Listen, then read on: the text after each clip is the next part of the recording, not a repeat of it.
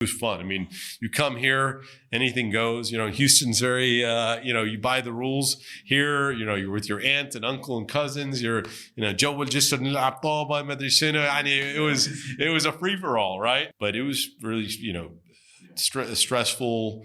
Politically unstable, security issues all over the place. So there was no clear end in sight in terms of where Iraq was going to go. Our mandate that was Iraqis need to rebuild Iraq. And so what we tried to do is find opportunities where we could employ. I mean, Iraq has experienced a unique 40, 50 year span, right? Dating to, the removal of the king into where we have modern day. So it's been a very tumultuous time, and leadership by mimicry. This is what he's doing. This is what I need to do. This is what he's doing. This is what I need to do. It was great. Yeah, it was great. Got me through the first 10 years.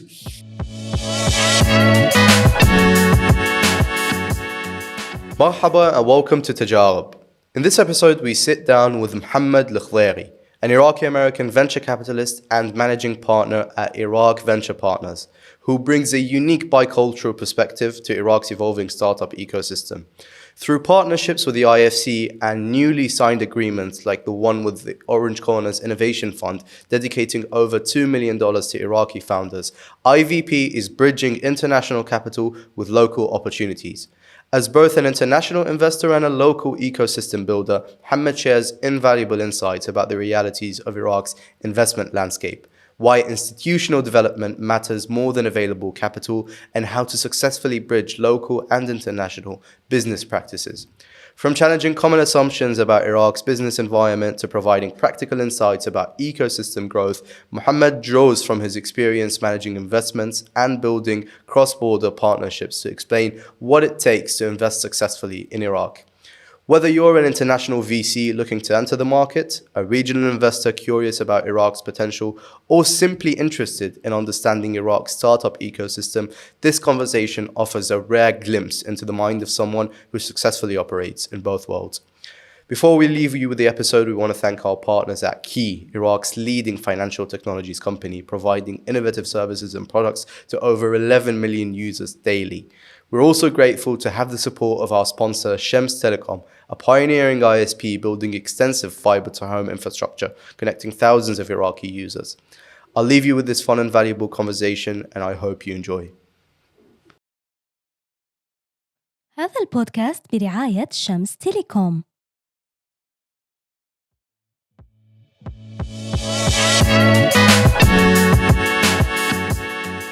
So tell me, before we get started, I just want to, I've seen you, I've heard about you. How did you get started? How did this get started? Yeah, so... interviewee becomes the interviewer. Yeah. That's easier.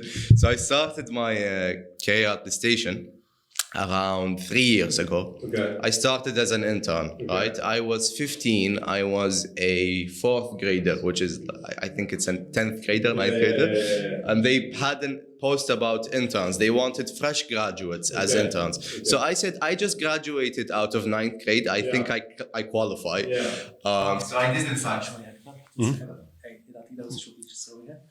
Yeah, I don't know. That's okay. Take my jacket off. Okay. You can do that. Yeah, you can. I was actually gonna go like pretty strong.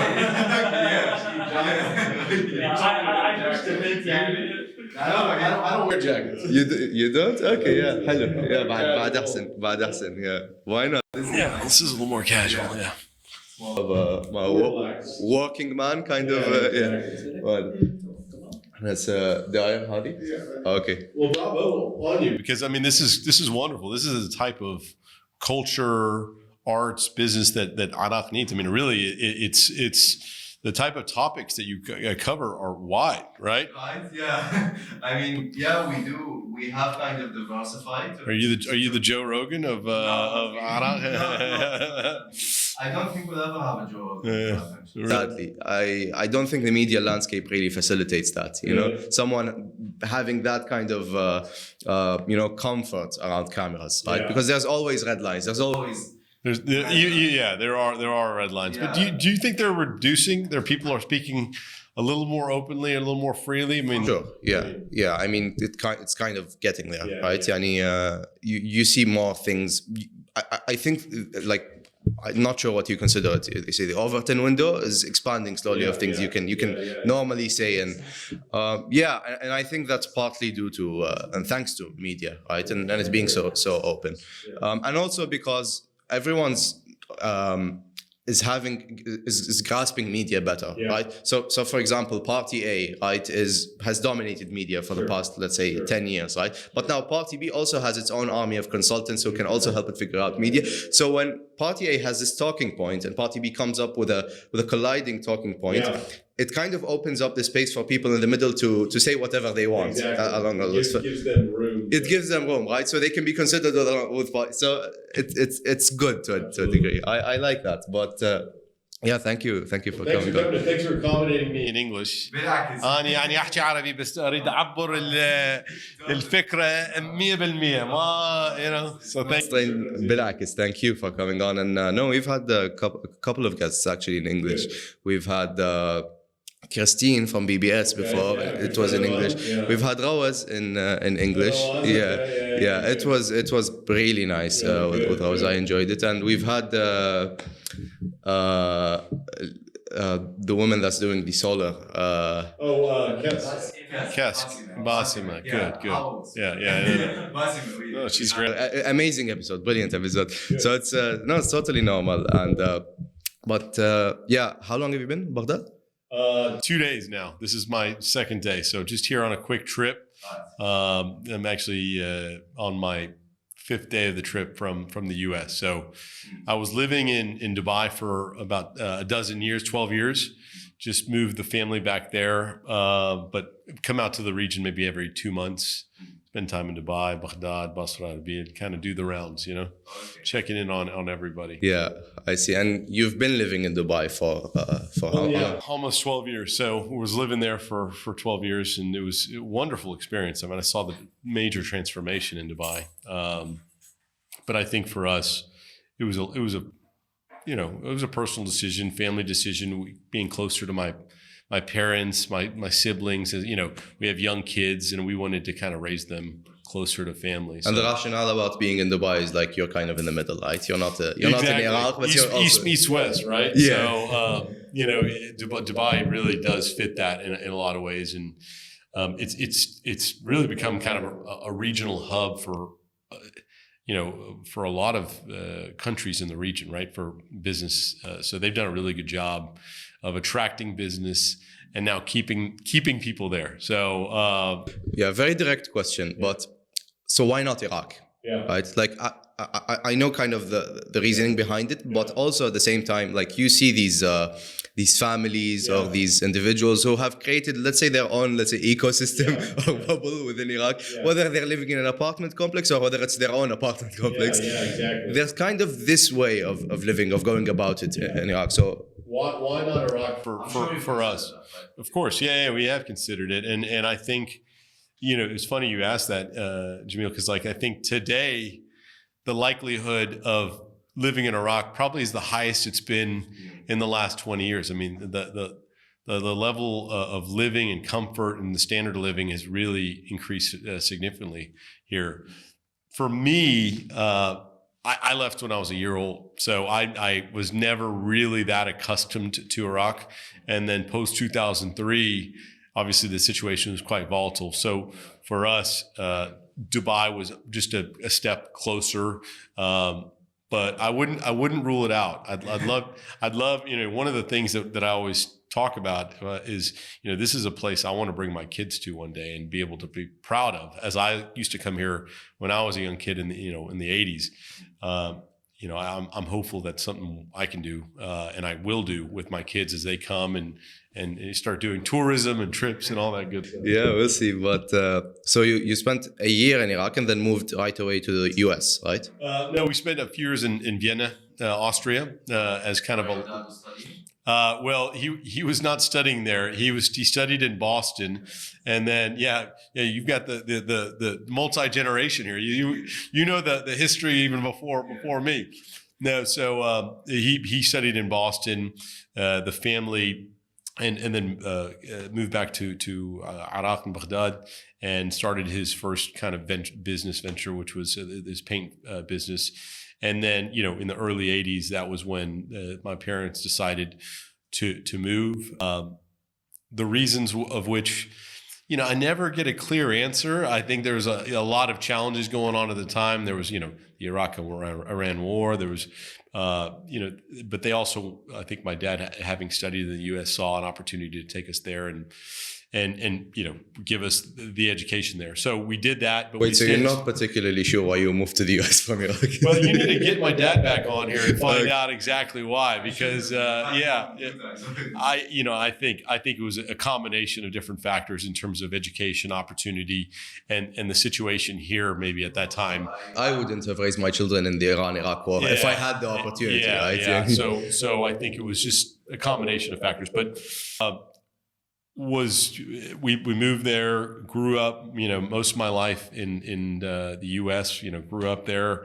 I think what they did a really good job of, despite my heavy American accent, was they did a really good job of keeping us connected to the culture. So there we had, an Arabic teacher, an Islam teacher. We would come spend 2-3 months every summer. We were connected to our family. So did you actually look forward to that? Yeah. Well, no, we'd run away from the Arabic teacher every Sunday. It's kind of the story with every household, isn't it? Exactly. The tutor on Sunday, but she was sweet. But they did a really, I thought it was great because I felt really connected, and I felt, even though we were raised, there in the U.S. in Houston, Texas, I felt really connected to the culture here, and I was very proud, and it was fun. I mean, you come here, anything goes. Houston's very, you buy the rules here. You're with your aunt and uncle and cousins. You're, it was a free for all, right? So I think I tried driving a car for the first time at 7 or 8 years old under the bridge. So it was a lot of fun, and that happened all the way until obviously 1990, 1991, when the war, the Gulf War, occurred, and obviously things changed and the dynamics of Iraq changed quite a bit, during the 90s. Okay, yeah, I see. And then, so how did that? So then you grow up there, right? Still being connected to a degree with your Iraqi culture, with your Iraqi roots, etc. Went to UT Austin for your bachelor's in business, right? And then you went to. You just went to UT Austin, right? I did a few graduate programs, executive graduate programs, Singularity, Berkeley. I remember your dad coming on here and saying, Mohamed still doesn't have an MBA. So he does give me a hard time for it. Yeah, I mean, there's also a stereotype about MBAs, so it's not that bad, I think. Well, I think for us, a big part of the reason. So actually did my GMAT. I was going to be I got accepted to a few universities. I wanted to go to California. I was looking at UCLA, San Diego State, University of San Diego. So I had a bit of a lifestyle in mind, but this was right as our company was really starting to grow. So we started Canary Group 21 years ago, 2003-04, and it really I got to say there, it wasn't that thing where we had a clear business plan and a strategy in place. It was more of this. Let's see what we can do. Iraq's a country of my birth, a heritage country where we, have a lot of family, people that we love. So we didn't have a clear business plan, to be quite honest with you. So I don't necessarily recommend that to a lot of entrepreneurs, but it was kind of what we did, and we just put one step, over the other, and slowly grew this business. But we really had to grow it quite organically. I mean, so. HR policies, accounting, and then, understanding which business vertical. So today we operate essentially 4 business verticals and an investment arm. But it wasn't clear to us at the time where we were going, what we were doing. I did forego that MBA, but I, hopefully can go spend some time in San Diego at some point, right? But so where did you start with the business, right? And how did it come about? And so prior to that, I mean, for my father was doing projects in the U.S., doing real estate development. But, for the better part of... Why does every family do real estate development? Well, I think it's something that they know. It's more, it's in, it's real estate, right? So I think that's something with immigrants that they like to know that, I got it. This is ours, right? We own it. So we did so he was involved in that, doing some real estate development, but really not as active as he would have liked. He was trying to do some projects with Iraq, but because of the sanctions, was unable to. So when the opportunity came about to re-enter Iraq, what I tell people is regardless of your political affiliation or leaning, we felt an opportunity. My father, brother, and I was finishing my undergraduate degree at the University of Texas, doing my finance degree there. Subhi, my older brother, was finishing his MBA at Rice, and we felt kind of pulled in some ways. The family has a lot of commercial history dating back to the 50s and 60s with General Motors and Volvo and the like, and even before that.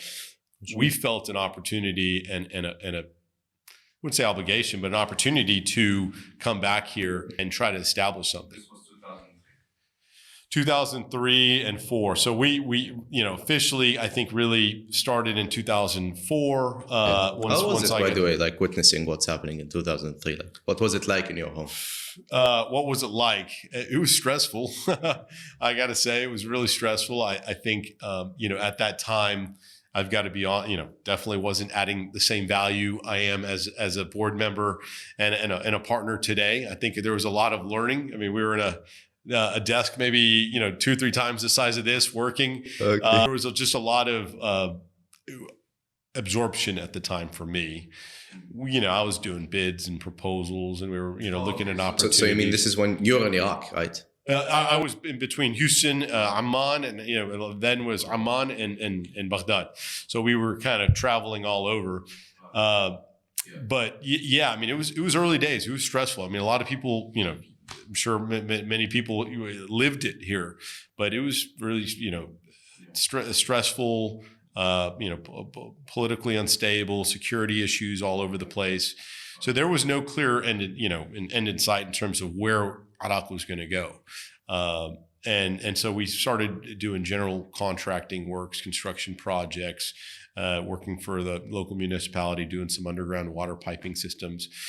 So really just being opportunistic. And what yeah, right. And what were you doing at the time? For example, you're doing the bids, the proposals? I was mainly working on the bids. Subhi joined in 2005. I finished my undergraduate in 2004. So he was kind of finishing his MBA, also doing some popping in where he could. But really there I was kind of focused on business development and proposals, bids. My father was more on the management and operations side. So that's kind of how we did it. So what's the biggest successful proposal, if we may disclose? Oh, the biggest successful proposal from back then or recent? Not sure, honestly, but yeah, like. Well, I think I won't go to values or sizes, but I think what we did quite well is we were able to find some good projects. Our mandate that was Iraqis need to rebuild Iraq, and so what we tried to do is find opportunities where we could employ. I mean, one of the main issues, in retrospect, was the unemployment, the dismantling of the army. There was a lot of things that were, we feel done poorly, mismanaged. And we felt that if you can just, the needs, the everyday needs are the same, whether you're in Iraq or US, wherever you are. And so we felt if we can put people to work, engage them, train them, develop them, you'd see, not a growth on the micro scale, but on the macro as well. And that has a spillover, economic development, security issues. So one of our people do actual work instead of creating their own private. Yeah, exactly. Just the alternative is very bad. We don't want to go down that road. But so I think for us, we early days, we want a project with some of the international companies here. They were doing water filtration, water systems, and we put to work maybe 125 people, local Iraqis, secondment, kind of doing staffing for them, making sure that they're, we're paying Social Security, doing all the taxes, doing everything that needs to happen. So training and development and putting them to work. So I was quite proud of that. That was a project that I bid, with a company called CH2M Hill. And then we were able to grow that business, which is still actually quite a decent size of our business today. So we've probably employed over the last 20 years, over 20,000 Iraqis, whether it be full-time or contract labor. Yes, and we always ask this to our guests, Sure.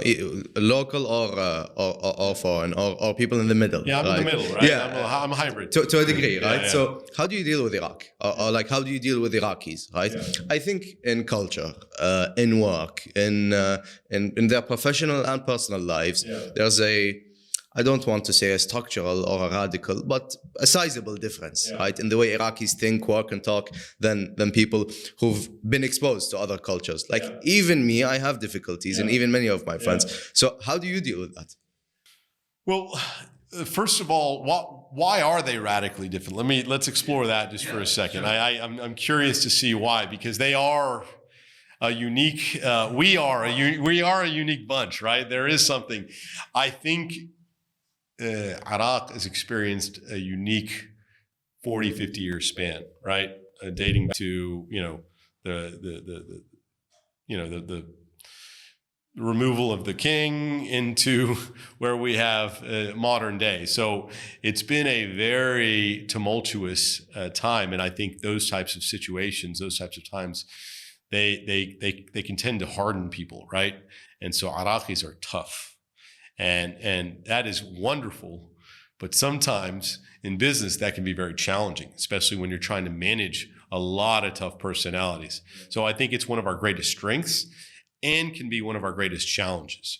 How do I deal with them?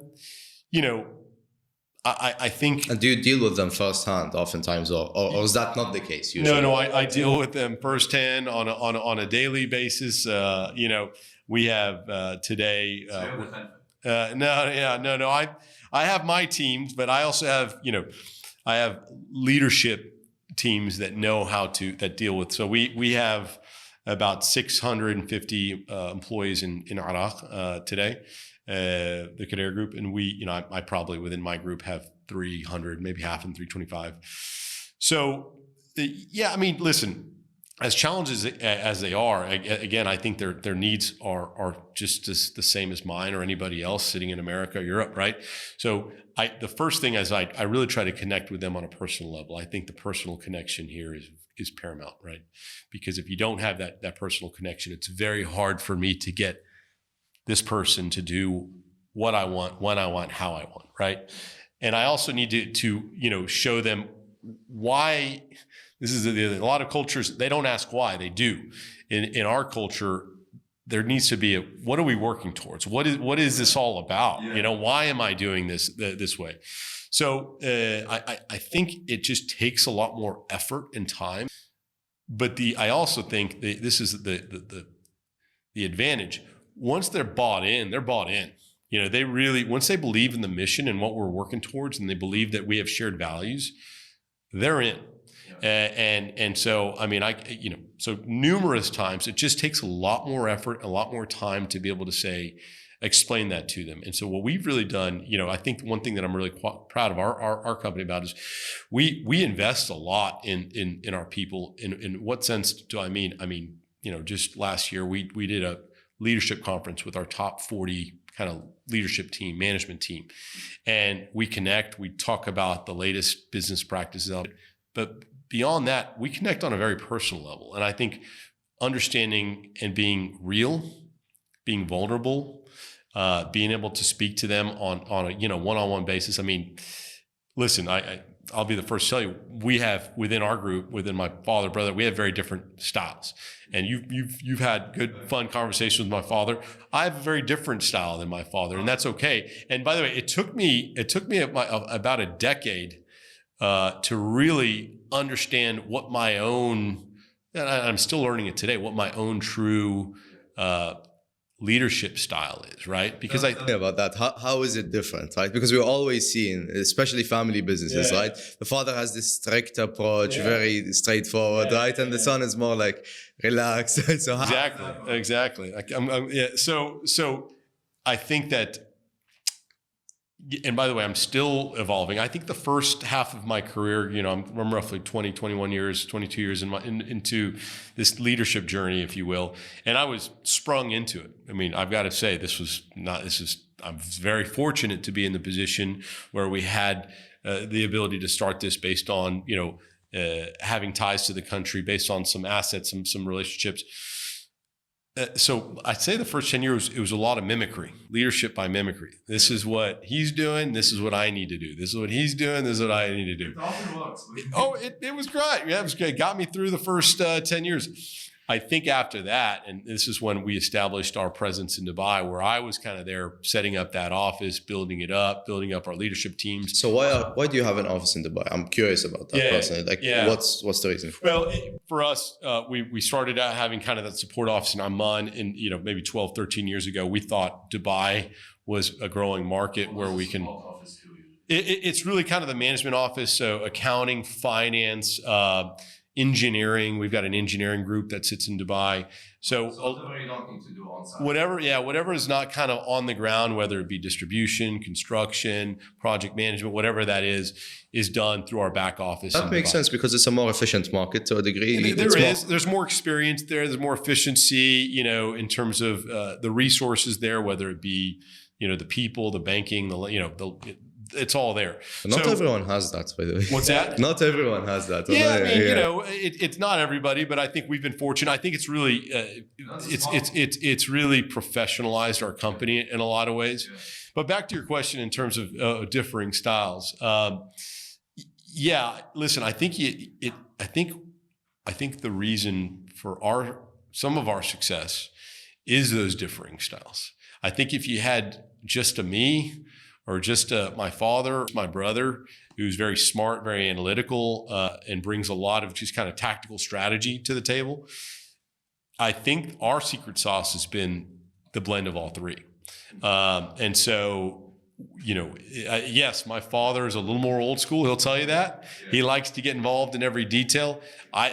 I like to delegate that to people that are better than me at that My sense is that you deal better with the creative ones, right? You give them their space. Right? I like to let people do what they're hired to do. And by the way, most of the time they're better than me at that role, right? So I don't want to take on a role that, the logistics team can do better, the accounting team. So I'd like to give them room to grow. And so I really like to follow that delegated authority approach.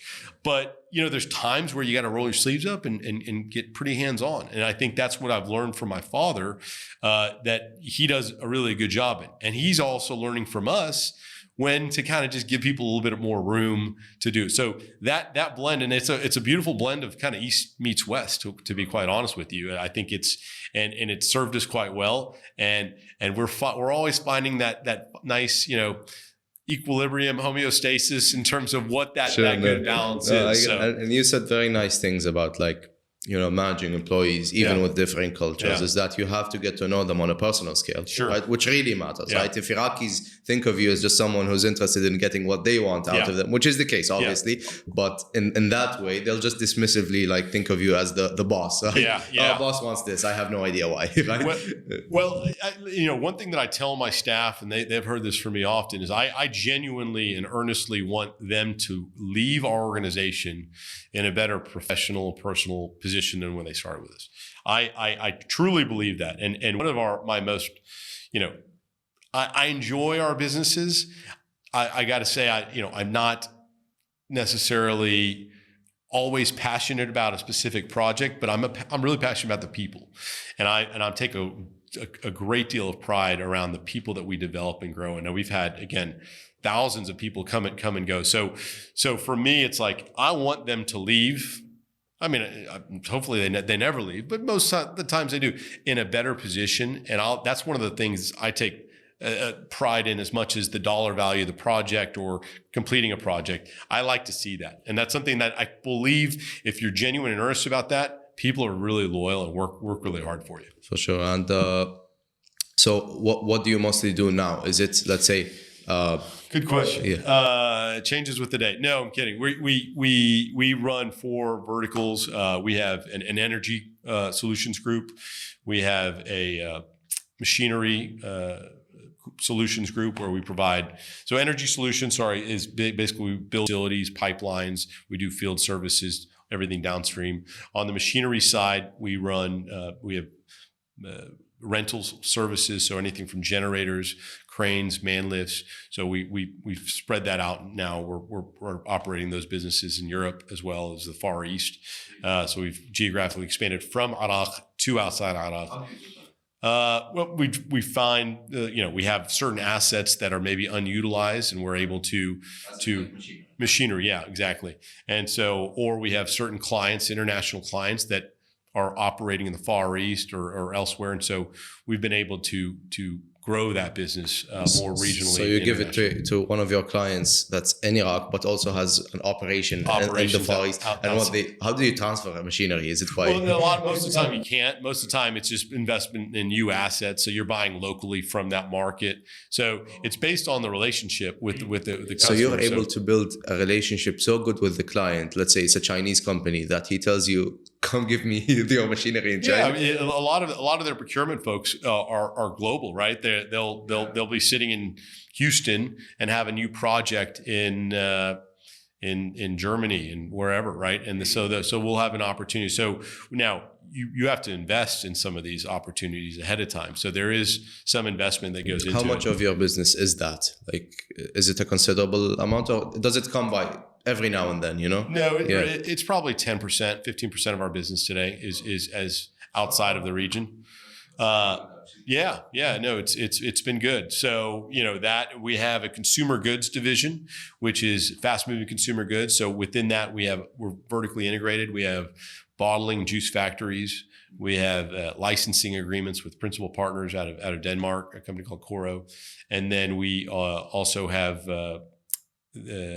distribution of fast-moving consumer goods. How do you manage things, let's say, from abroad, right? Or when you're not in Iraq itself, right? How do you make sure everything is going properly? Yeah. How do you get people you trust to report things to you correctly? Yeah. How does that work? That's a challenge. That's a major challenge, and it's taken us a long time to set up that proper reporting structures and the leadership structure. So what we've done really is over the past, I'd say, very intentionally over the past 5 to 7 years, create a strong leadership team. So now we have within our 4 verticals, we have 2 and 2 vice presidents that report up to an executive that oversees it and the board. So we've just had to give more authority and autonomy to our local managers here and in Dubai that run any. So basically, they're running a business within a business, right? Yeah. And so we give them the resources. So what I do a lot is I come and say, how's it going? What resources do you need? What support do you need? Where are your challenges? We decided on a strategic vision 6 months ago, a year ago. How is that going? Do we need to tweak it? Do we need to realign it? So those are the types of things for me on the executive side that I check in. I think as long as there's no, it's more of just a trial and error thing, right? Yeah. No big risk. Yeah. I mean,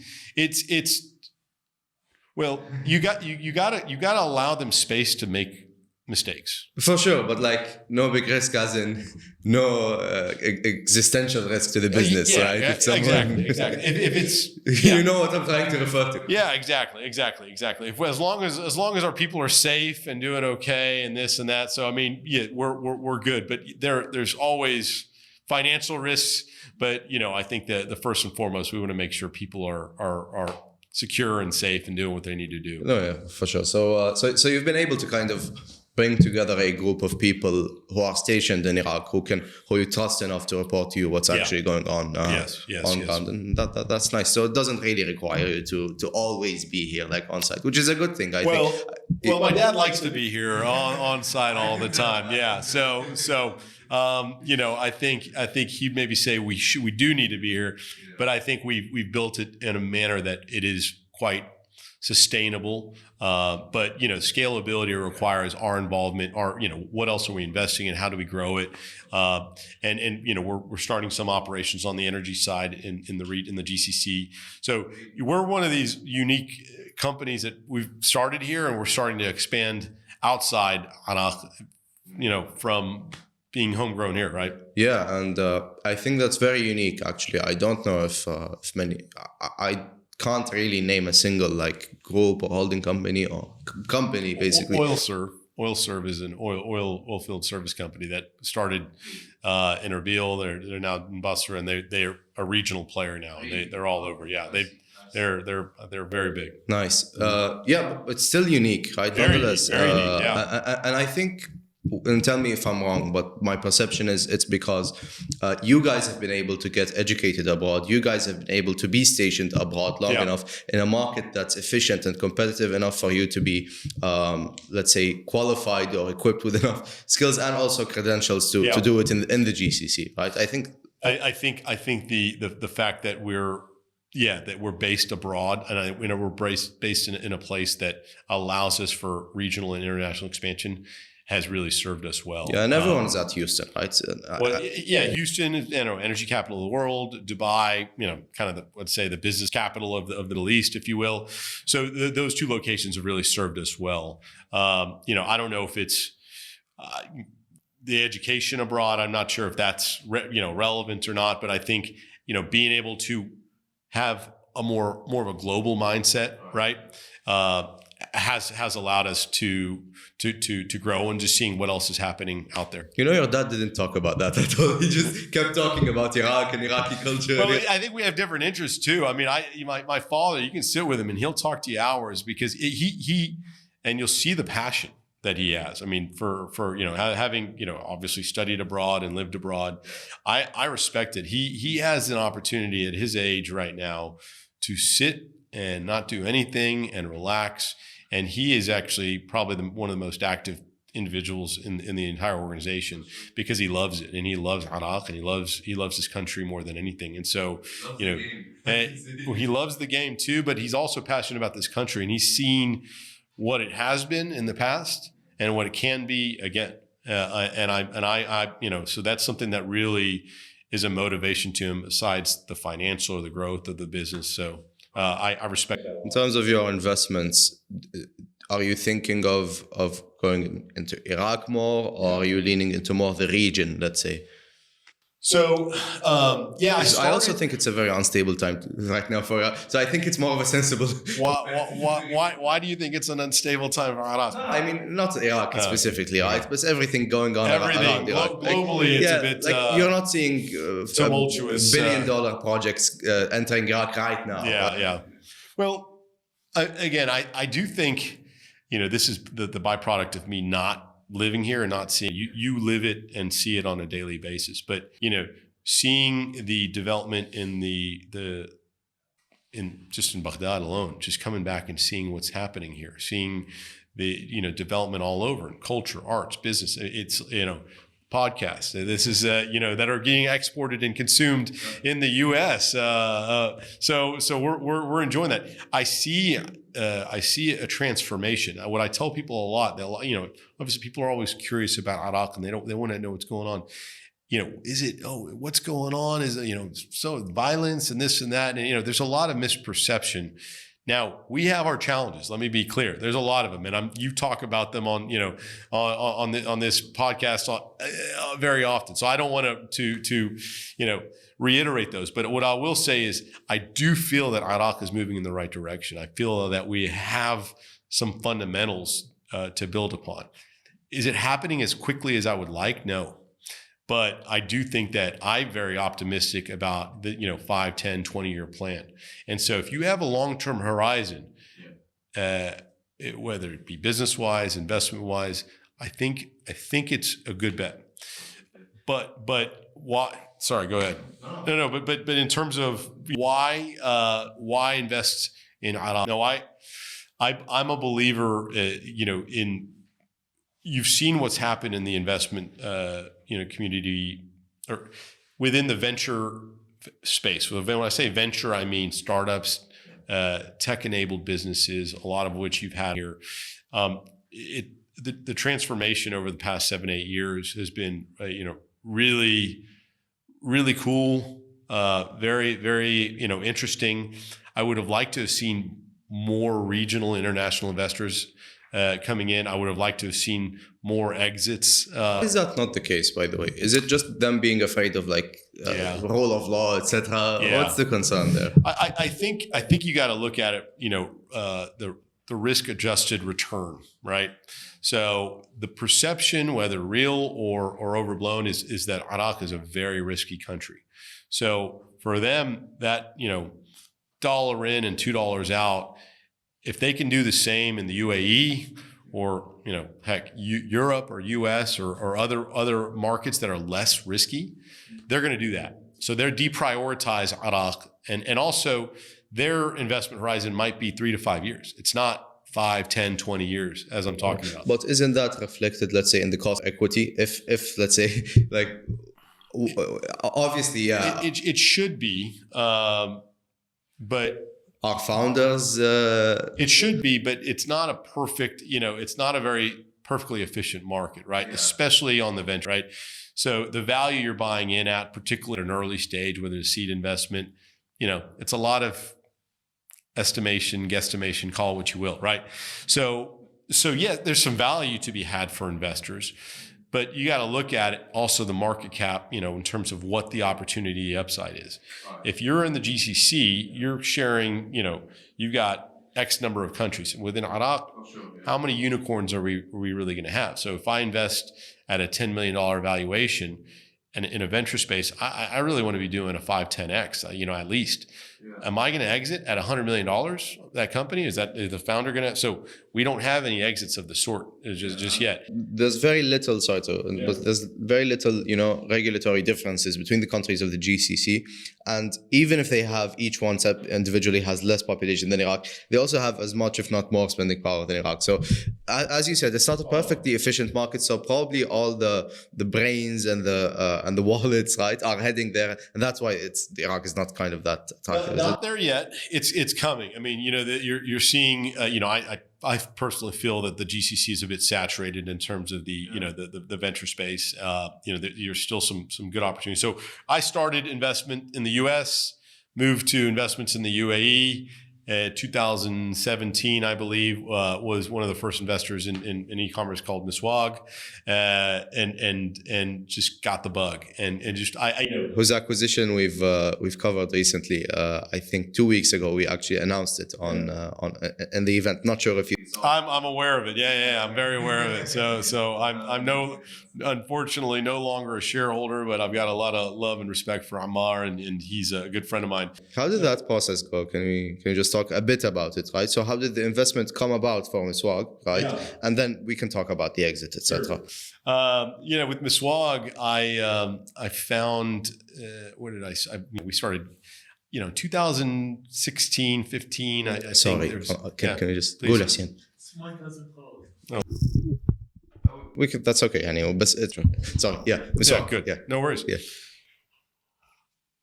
Yeah. So how did I get involved in the tech ecosystem here? And my involvement, especially with Miswag, was at 2015-16, as you recall, it wasn't a great time in Iraq. Very kind of scary time. Daesh was here, and there was a lot going on, and you had a lot of challenges in the market, and so budget, economically, everything, and so there was just a lot of challenges, and so I just had finished a stint at Singularity University in Palo Alto, focused more on transformation, digital transformation.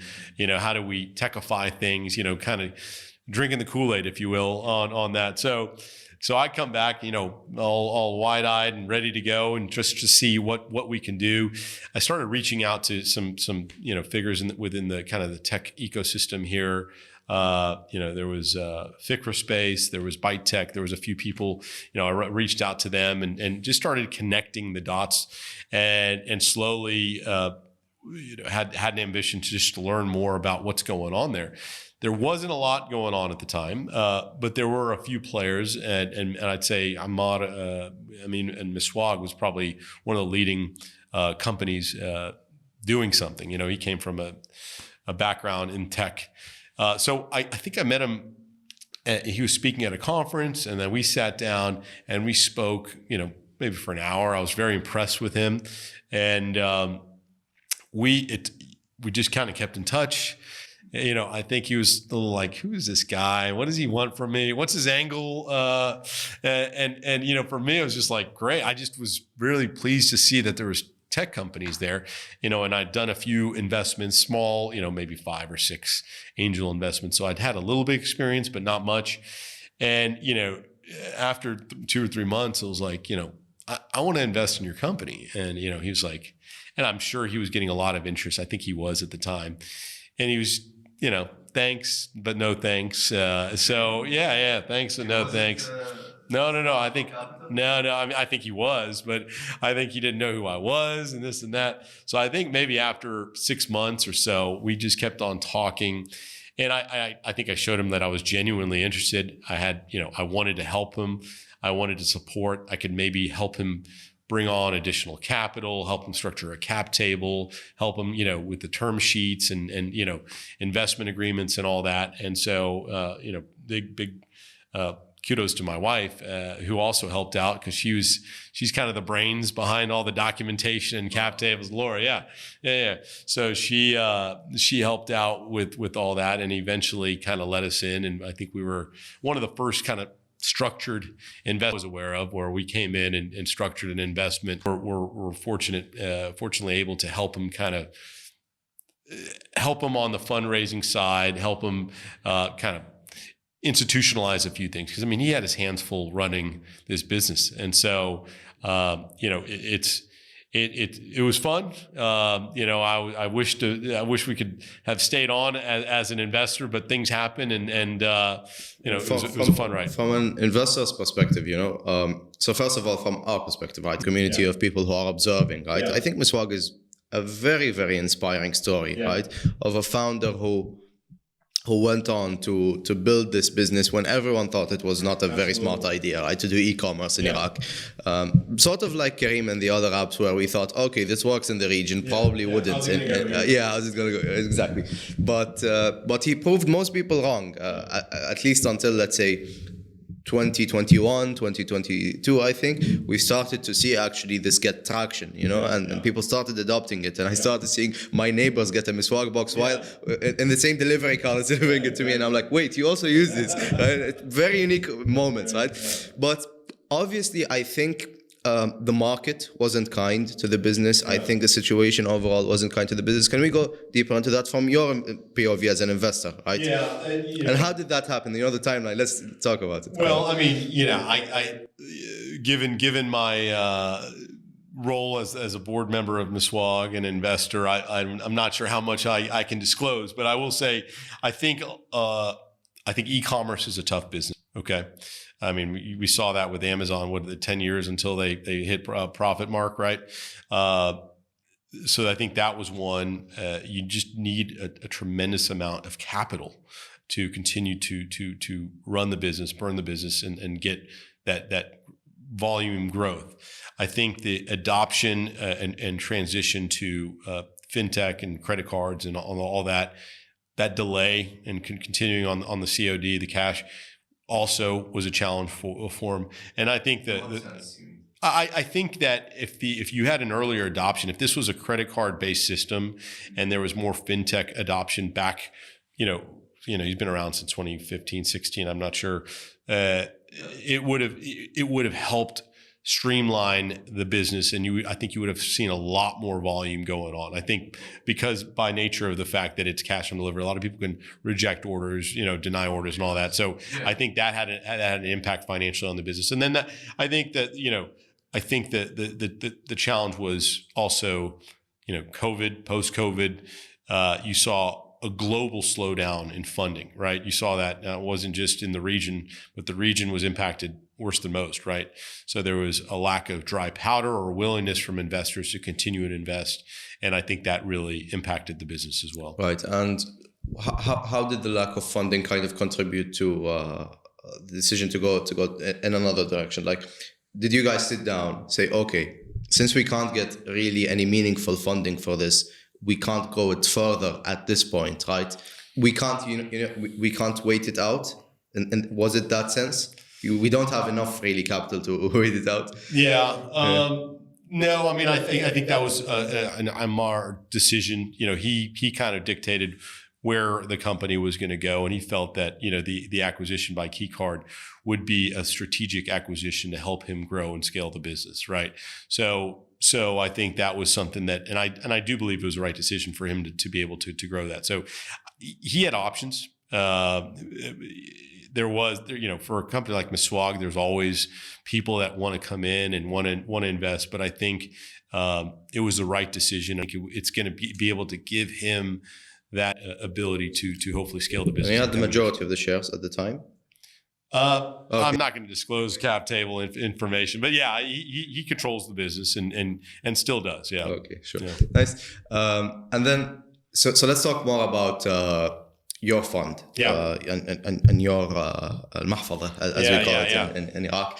Some people, which is our fourth vertical, which I didn't talk about with the investment side. Okay, exactly. Let's talk more about that. So now it's called IVP, Iraq Venture Partners, correct? Yeah. Previously, you had your own separate fund, like for the. You do your homework, man. You're good. Yeah, we lived it. Yeah, so you had Iraq Tech Ventures. I had Iraq Tech Ventures. What did you do there? Iraq Tech Ventures was basically an angel syndicate, if you will, an Iraq-focused angel syndicate. So when I say a syndicate, what I mean, we're syndicating funds. We're taking no fees. We're basically looking at investment opportunities. If I think it's viable, and if I'm not going to call anybody and ask them to join the round unless I'm writing a check myself. That's kind of the barometer that so I don't think it's fair to ask anybody to invest if I'm not going to be investing. Yeah, if I don't ask anybody, exactly. And so we did that. Laura, my wife, and I started that in 2018, I think, and maybe did 3 years of kind of syndication of deals. Did about 4 or 5 investments, and then several follow on, and. It was fun. It was good. I mean, it was early days. What deals did you do? Did you do any deals at the time, or was it? We did, yeah. So Miswag was one deal. We invested in a company called Al-Sari'. We invested in a company called, I'm not sure if you're familiar with that. And then we invested in. I think that's. Either way, let's move on to IVP. Right? Yeah. So, exactly. So you went from that to a kind of a structure where you're collaborating or you're partnering with other people. Yeah. What initiated that move, or why did you even go from that? For me, I think it was a matter of pooling resources, pooling knowledge. So we teamed up with an Iraq Venture Partners with Bassam Falah of Innovest. He's very active in kind of the SME community here. He does investments. He does a lot of different programs, and knows Iraq quite well, although he's originally from Lebanon. And then also joined up with the Hanlal Group, Omar Hanlal, obviously the station, and Ashur Bank. They're very well established, early, pioneers within the ecosystem, and helped the station with partners. So I felt the sum of us equal the individual sum of our parts, right? So I thought, I think it's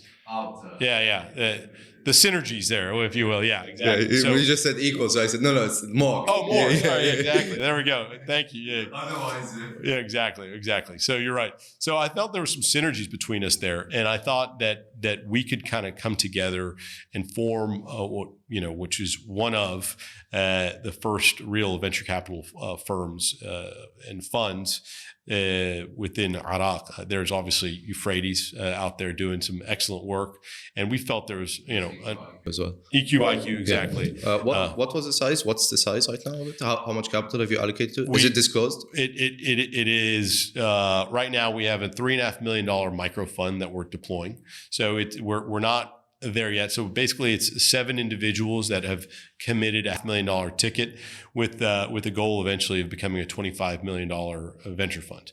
Today, the deal flow is not exactly where we want it to be in terms of the quality and size of the deals. So I think that I think the ecosystem still has some development. That's where I said, we haven't seen the growth, the trajectory, the way that we wanted to over the past 5 to 7 years. But again, I think in the long term, we believe that there's a lot of growth there. For sure. So we don't see like deals being announced monthly by you guys, and that's okay. No one has that kind of pace. But let's take a look at it from like an observer point of view.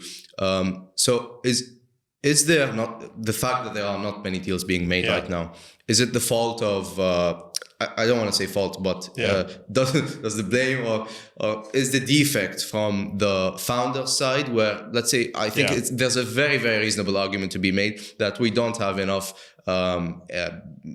competent or founders that are a good fit, right, for your fund, right?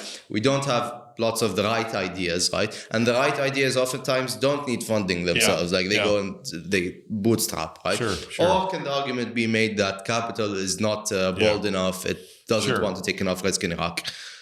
Good, which I'll come to in just one second. But I do want to hit on a few other things that we do within IVP, because while our Catalyst fund is quite small at the moment, so we're putting quite small tickets in early stage, kind of getting involved and trying to support. You've already funded ORSD, I think. ORSD, we've done some follow-on funding on El Saria. We've invested in a company called Verity with an Iraqi founder, but he's based in the UAE.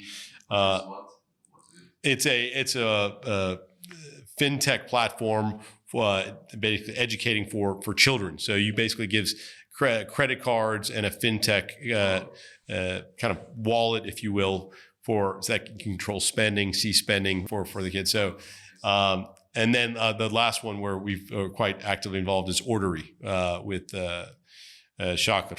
I'm not sure if you've which is like an international e-commerce kind of thing. It's competing with your platform. Cross-border trading, exactly. So he does, and he's adding on some different verticals. Yeah. So 2 questions, if we might just take a pause on these ventures. So how does ORSD differ from Miswak in your experience?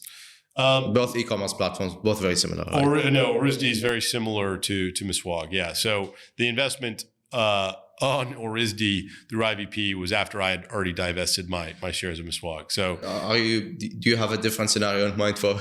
Are you betting on that? Let's see. I'm hopeful as the ecosystem develops that we can we can see more growth and development.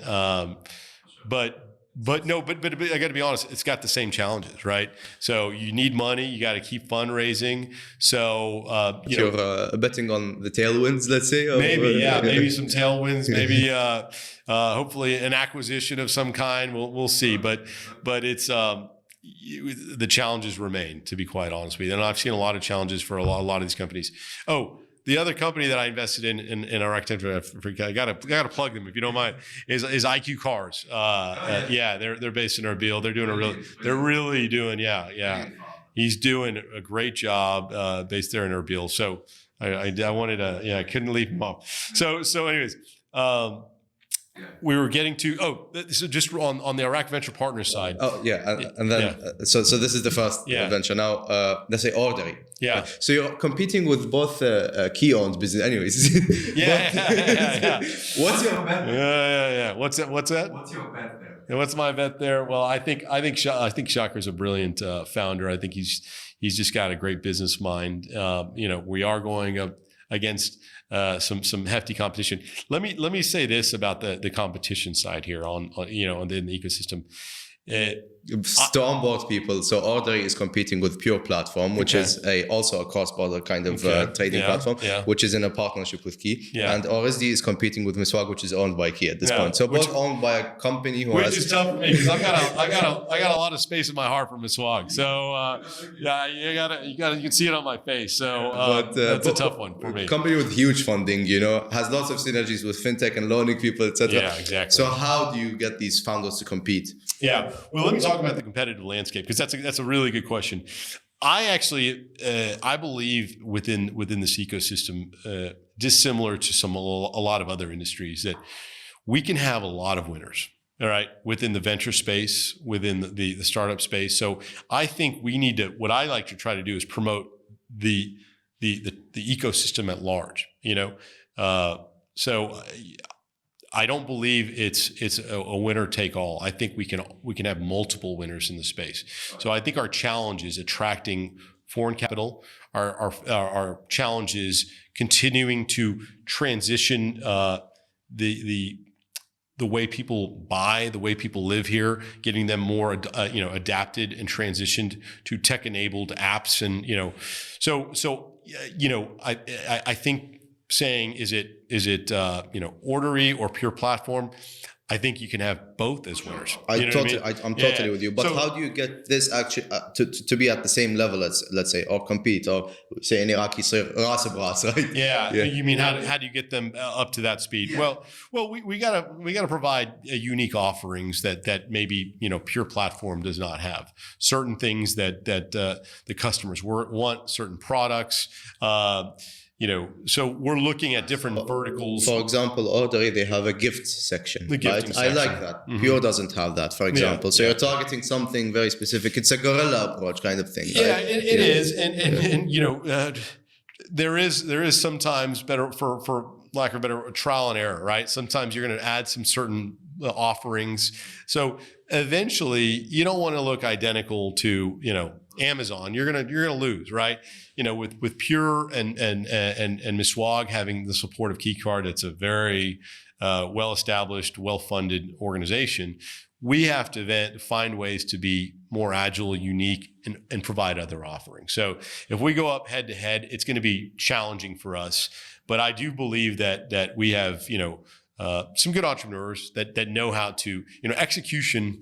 You can have funding. I think you'll agree that half the battle here is operations and execution. Iraq is a very difficult place to do business. So just getting that good delivered, getting that good in country, doing things the right way, compliant manner is critical for us to be able to properly execute and comply.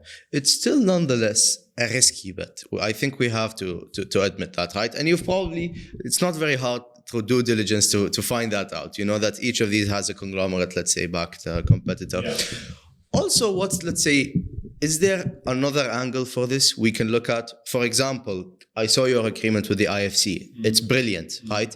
I think these deals also pave the way for you to do more of these kinds of collaborations, sure. for these agreements, even in a PR kind of way. It's important, I feel, to a degree. Yeah. So how are you looking at that as well? We have an agreement partnership with the IFC. We have a partnership with government, two different programs. One's called Scale Iraq, the other's called OSIF, Orange Corner Investment Fund. These programs are critical for us in that they do pave the way. They give us the ability to take on these projects as the ecosystem grows and develops. So yes, we have Catalyst, which is some small investments, but it'll need to really help engage with startups, help give them some investment, some support, give them regional access and visibility as well. Has the IFC allocated money to this? They through the Scale Iraq program, but it's with certain requirements and limitations that we have to invest and support with key milestones and KPIs to make sure that we're supporting. At the end of the day, it's both of these programs are for us to support the companies within our program, right? The startups. So what's the deal? Kind of is it? As much as you invest, we'll be with you guys. Well, one of it is us investing in these companies, but the other is, getting them to regional conferences, giving them technical support, financial support, and due diligence. So really getting them so that they're investment ready, so that we can then take them on a roadshow and go try to attract foreign investment. And it's been hard, to be honest with you, just because what we talked about in the outset. There's not everybody's window shopping in Iraq right now with these startups. They're looking at it. Everybody has an interest, but in terms of the large regional investment firms, meaning the regional venture capital firms, not a lot of them have really entered Iraq in a big way. Yeah, for sure. And we saw Asari do the collaboration with the Qatari business, right? Yeah. Which was very nice. Yeah. We covered it. We actually announced it on Tajarab. Not sure if you were able to see it. Hey, listen, I'm a fan. I watch. I'm glad. Yeah. And we did an episode with Ustad Bassam. It was nice. It was very unique to see a regional business, instead of saying, okay, as everyone has done, we'll enter Iraq with our own name and brand and everything. Yeah. Actually, we'll collaborate with this local business. It's a food delivery business, Makes already sense. established, knows the market. Yeah. We'll give them money, we'll give them resources, and let's go. Let's do it, right? It really was a great collaboration, and it was very smart. Bassam is a very well-experienced business person, helped, really structure the deal, engage with Snunu, and I think they're finding the partnerships really taken off in a good way. Yeah, that's awesome. So back to the IVP thing, right? The deal flow. So is it the founder's fault or is it the capital's? I think attributing fault is maybe not the right way to do it. Look, I like to stir drama here. I like it. I think it's more a byproduct of the infrastructure and where Iraq is today. Okay, I think there's quite a few factors that go into a successful tech ecosystem, right? Silicon Valley is Silicon Valley for a reason. You got these universities all around. You got Berkeley, you got Stanford. You have an abundance of wealth and money and investment. You've got, very beneficial government support, whether it be not direct government investment, but creating a platform, regulatory environment that allows for people to take risks, right? There's no bankrupt. Nobody goes to jail if they're bankrupt there.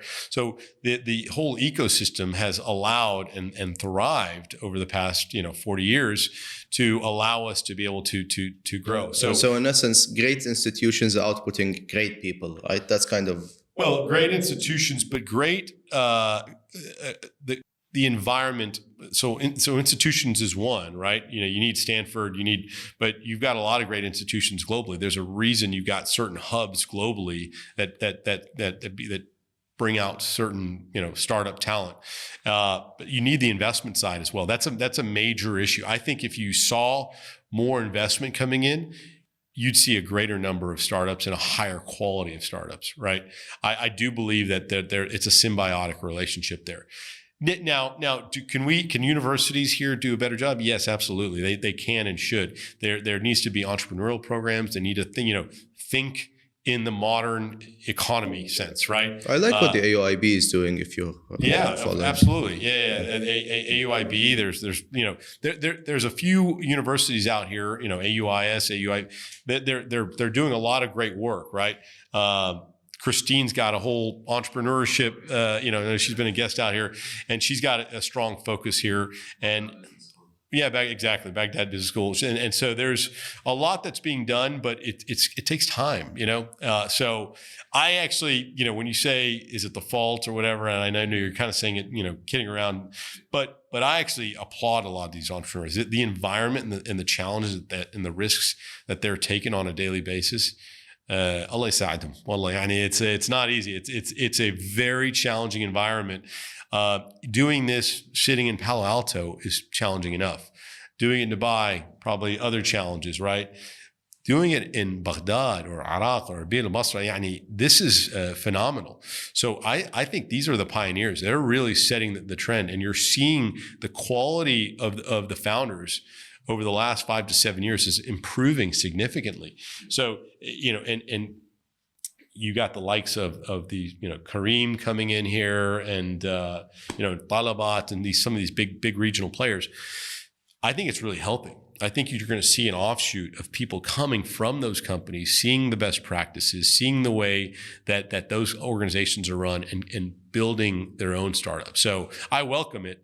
I don't want them beating us in business, but I do welcome their involvement as it helps shapes the ecosystem and really gives us something to look at. No, for sure. So I love this, the founder-friendly kind of talk. I totally agree. I have no issues at all. But so, yeah, I think if I processed what you're saying well, it's basically we have a lack in institutions that output individuals who are well equipped to go on and found these businesses, right? And we have a lack of institutions that make investment or promote investment to a degree that becomes mainstream, so that it becomes a culturally acceptable thing to do for them to start and put more effort into it. So, but the lack of money. The lack of money from investors. Yeah, I get what you're saying, but also we have to think this way, right? I sometimes say, right, and I'm not the most experienced guy, right? I'm a teenager, but from the exposure I have, I don't really feel like there's a lack of money in general in Iraq. Absolutely. Or a lack of there's no lack of funding. Yeah. If you go and pitch someone really well on this idea that you have, and you convince them that you actually need money to kickstart it, I think you'll find people. And if they're convinced in you as a person, right? Even regionally, right? I think if you had someone, let's say, who had a great alma mater, great institutional experience, right? Everything, they can also accumulate some capital, right? Someone would take a bet on it, you know, and say, let's try, it's Iraq. But I agree in the sense that in terms of deal flow, there isn't much to go around in terms of companies, in terms of great companies and in terms of great founders from my exposure, right? And especially great founders who need capital, right? Because there are lots of great founders who bootstrap, and that's the thing. But I think it's a difficult issue. And you hit a good point on the funding or the money is out there. Like you can look around. Iraq has got, there's money here. I think some legal stuff. Yeah, exactly. But there's money out there, you know. So I think to your point, you're saying, listen, if it's a good investment, if it's a good deal, they're going to get money. I got to push back on that a little bit in that I think this asset class, if you will, or this investment class, if you will, on the venture side is, I mean, it's a fairly new one globally. When I say new, 40, 50 years, right? It's 10, 15 years in Dubai. It's non-existent here, really. I mean, so where you're starting to see some of the family groups, like the Canary Group and others, the Handals and several others, starting to say, hey, we want in on this. This is kind of a fun deal. Now, fun is not enough. You need to create returns, and that's what we have not been able. So you need to. Fun is one thing, but people want returns, and so at the end of that's where we're not there yet. We got to be honest. I'm not gonna paint this rosy, colored picture for everybody, because the reality is the ecosystem has a long way to go. But I think my point is, the investment allocation is not, I mean, everybody's looking at real estate, and then there's public equities, Euphrates is doing another. So nobody's really looking at this aspect. What I'm saying is just look at it. It's a growing sector. Don't put 40% of your, portfolio in it. It's a high risk, as you said, asset class or investment class that we should look at, because, and I'm a financial returns investor first and foremost. I also think this can be transformative for Iraq to move away from an oil-based economy to a human capital-focused economy. And I think that's really important for us to look at. It's great to have this oil, and I run an energy company, and I'm very grateful for that. But I also think for us, we have to collectively, with support from the government, shift our focus and think about what are we going to look like, what's the economy going to look like in the next 10, 20 years. For sure. So in an IBBC interview, the Iraq-Britain Business Council, you said that, okay, I think it was 5 years ago, you said that oil is now at 60, 65. Less white hair is definitely less gray hair, yeah. But you said oil is at 60, 65. Yeah. What will Iraq do when it's at 30, right? We have to think about that future. Yeah. I think oil is faring a bit better than that right now. So exactly. Do we really have to fear much? Well, I think in the long term, yes. I mean, you're going to see, let me step back. Iraq is going to be producing oil for a long time. Iraq's going to be one of the last places where oil will be produced and extracted because that's actually what your father said. He said Iraq will be the last place too. I tend to agree with him. That covers what percent of the population does the energy industry employ currently in Iraq? Maybe 2-3%, 4%, 5. Let's say 5. So I'm not going to quote it because I don't know the actual figure, but I would venture to say it's less than 5, and it makes up 90% of the economy. That we need. What happens to the other employable market out there? So what I'm saying to you is, oil is great, but we need to diversify. Look what's happening in the GCC. Look what's happening in Saudi Arabia. They're creating a 10, 20, 30-year plan. We need to do the same. And I think, I'm not saying tech is going to solve all of our problems. It's not, right? We're still going to have issues. We're going to have political issues, security issues, financial issues. But I think it's a good step. I think it can be a good equalizer for us to then start looking at things more broadly, train people up. There's AI coming on board. There's a lot that's coming, and we need to take steps to stay ahead of this, right? So rather than being, respectfully 10, 20 years behind the ball. And that's my whole point. Let's do both, and let's do both very well. Do you think it's realistic for us to do that? I mean, not in the sense of, is it possible? Obviously, I think it's possible, right? But you think we're going to do it? Yeah. I agree. I think we can do it. I think that a lot needs to happen, and I think I'd like to see a large push from the government and the university. So really, the government needs to set up an environment by which helps promote and transition us from just oil to this. And you're seeing it in the streets. I mean, it's amazing. Like, how many coffee shops can you put on one street, right? Like, let's invest in other things as well. I mean, you have the most beautiful restaurants and coffee shops, and there's money in the country. Let's start allocating it to the right things. Yeah, for sure. What do you enjoy the most doing here when you're here? Well, I'm quite busy when I'm here usually. I like to... My guilty pleasure is maybe kebab. No, I mean, I like just spending time, sitting out at, like last night, we were sitting out at the Babylon Hotel, nice weather, just seeing it. I get very nostalgic. It really reminds me a lot of the old days in Iraq, especially now as you're seeing people walk around streets and things are kind of opening up. You feel the society's opening it up too.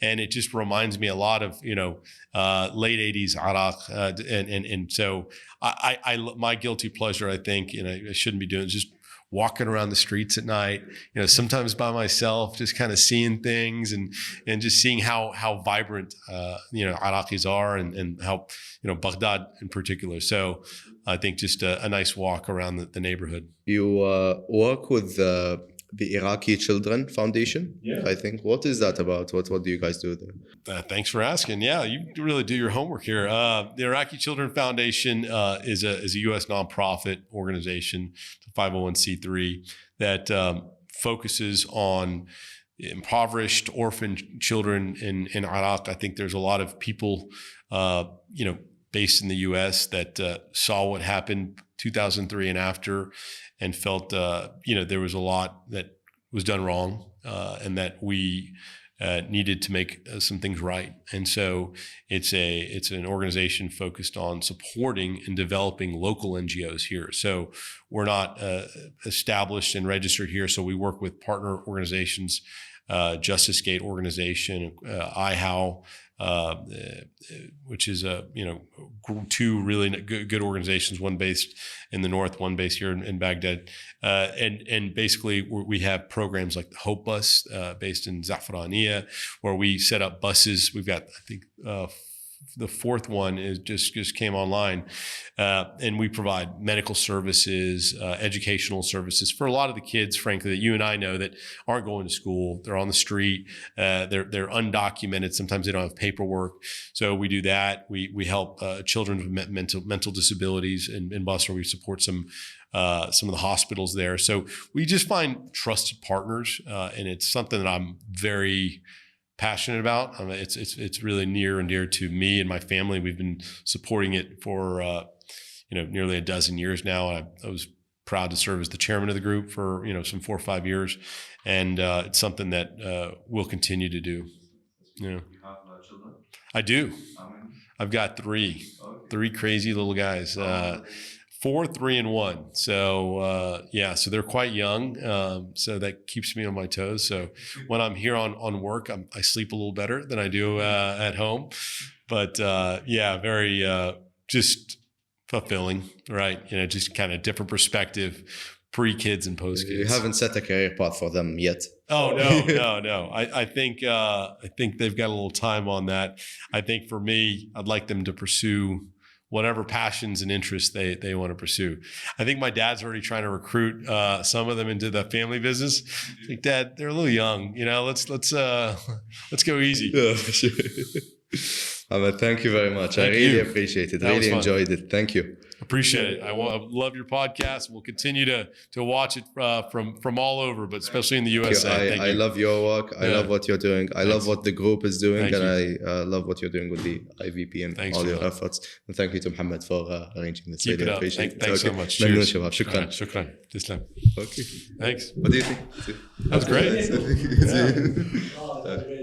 Good doing everything. That was great, man. You really do your homework. Jeez Louise. Laura يعرف مرتي يعرف ICM يعرف. That was great, man. Thank you very much. I felt it was very natural, huh? I did. Yeah. I did. But you make it very natural, huh? Yeah. I think that's your secret sauce. Maybe. Yeah. I hope so.